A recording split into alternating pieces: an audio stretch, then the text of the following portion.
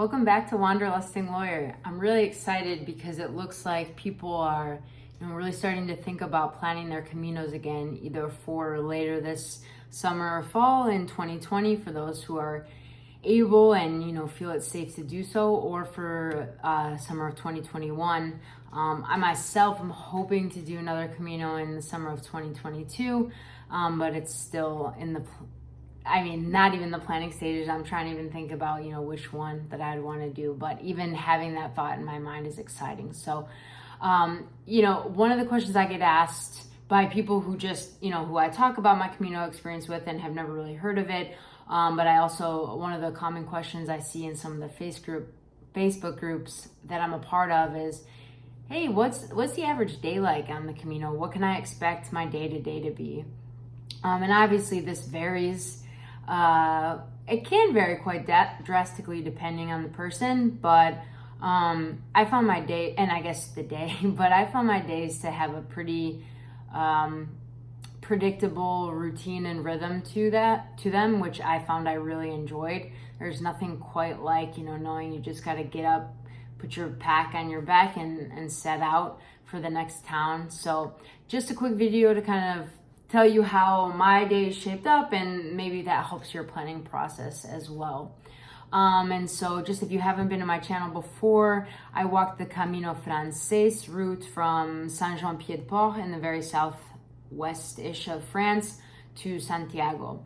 It is the most well-known, well-traveled, and well-infrastructured Camino out there.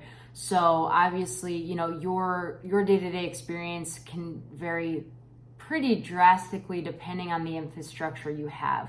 I've heard there are particular Caminos like the one that goes from Sevilla up to Santiago through Extremadura, Via de la Plata, I think it's called, that you can on an average day be walking 30 kilometers, which I think is about 21 miles, without seeing any places to stop. So that'll involve a very different planning than the Camino Francés, where except for, one day I know on the kind of in the middle, you have maybe 17 kilometer stretch with no provisions. But other than that, it's usually at least every 8 or 9 kilometers or 3 or 4 miles, you have something. So just keep that in mind when you're planning. But, basically, let's start at the beginning of the day. So you wake up. The time you wake up can vary. I don't know of any albergues that would make everyone wake up at the same time. I think there is one in Saint-Jean that a lot of people stay at. I did not stay there. So it's really wake up whenever you want, whenever you feel comfortable, starting your day. And most albergues have a checkout time anywhere between 8 a.m. and 10 a.m. in the morning, so that they can make sure they're getting everything ready for the people arriving the next day. A quick note on waking up. It's good if you can to get most of your stuff ready the night before as well as you can. Just because, you will, if you're somebody who wakes up at 4 or 5, you have people that are wanting to sleep a bit later. And so the less noise you can make is just always appreciated. If you live by the saying, be a good pilgrim, and kind of do unto others as you would hope they do unto you, that's a great way to approach it. So you'll just want to make sure what's the right time for you to get up. A note on that, a lot of people, I can't really remember one time where I saw people showering in the morning. Almost everyone showers once they finish their day in the afternoon, just because, quite frankly, you are so grimy. When I walked in June and July, I was so dusty at the end of the day that I could not wait to shower. And the other thing that I read, I don't know if it's true because I never did shower in the morning, but I read that if your feet are even slightly damp, when you start your day and you try to prepare your feet for the walk, that can lead to blisters. I don't know if that's true, but just be prepared. If you're a morning shower, which I always am, this is not really the place where you'll probably be doing that. Unless you're staying in your own rooms, of course. A lot of this advice is for people who are staying in the public albergues, the hostels for pilgrims. So then you have breakfast time. If you're somebody who likes to eat breakfast, and even if you're not, you're burning so many calories, you'll probably want to eat anyway. There are a couple different options. You may be able to eat breakfast at your albergue. It's sometimes included in the price of the stay. Other times it's available for, a minimal cost, usually between 3 and 5 euros. The spread can vary, so just ask what they serve, and if it's what you like, it's a great way to just get some sustenance in you before you get started, and that way you don't have to stop right away. Other albergues won't have that option, and so hopefully there's something in your town. But make sure you know what day of the week it is. It's very easy to lose track of days of the week on the Camino. It's so easy. So make sure it's not a Sunday where, like it was for me, where you're going to be leaving Carrión de los Condes, where you have that 17-kilometer stretch, and you probably have no bars open in the morning. Bars, it's not the American concept of bars. Bar, cafe, will have coffee, sometimes as early as 5 or 6 in the morning, pastries, tostadas, really breakfast, but on Sunday they may be closed altogether or opening later. So in that case, you would want to have some snacks in your pack.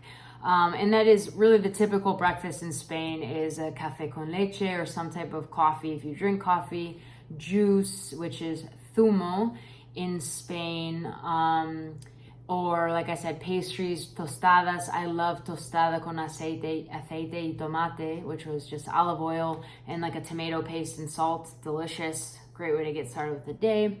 And then you've got the energy to get going. After that, you walk, of course. And then I always use my next break. I always try to get it to coincide with when I needed to use the bathroom, because I like to support the infrastructure of the Camino, of course. And so I would always, whenever I was using the restroom at a bar or restaurant, I like to support them by, buying a coffee or a snack. I like to get a tortilla de patatas, like an egg and potato, they say omelet, but it's like almost like more of what we would think of as a quiche, or a chocolate-filled pastry, whatever you feel that day. There were days I even had a beer at 10:30 in the morning because I was feeling wild, or maybe I'd been up so long. But that's a fun time to really kind of interact with your fellow pilgrims as well. And it's, sometimes you haven't seen people in a few days and you catch up at the same bar. So, and then, the next big phase of the day is arriving at your albergue, wherever you want to stay. Maybe you have it planned, maybe you don't. You want to get your bed settled. You want to get that situation settled. Top or bottom bunk bed. You want to get showered. You want to have probably a big lunch. I think lunch was always my biggest meal of the day, but just be careful with the hours because a lot of places stop serving lunch between 3 and 4, which sounds crazy for an American. Of course, that's way too late for lunch. But if you have a later second breakfast, then you may not be eating lunch until later. So just be wary of that. And then after lunch, it's really free time. This is the best time to go exploring the town you're in, to take a nap if you're exhausted. There's one of my favorite towns on the Camino Frances, Villafranca del Bierzo, has like a kind of like a river, and everyone swims there and hangs out at the waterside in the summer. It's absolutely gorgeous. It's a great time to do that.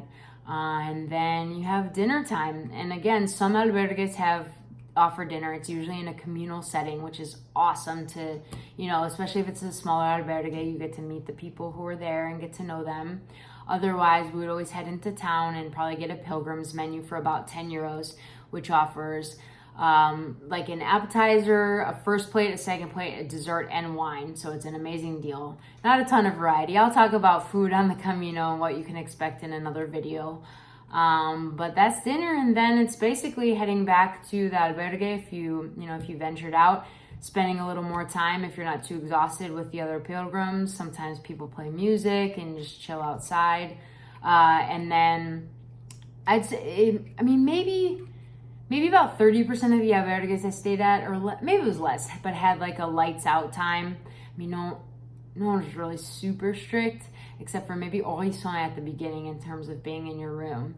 But, sorry, my oven just went off. So that is a typical day on the Camino. I'll see you guys soon.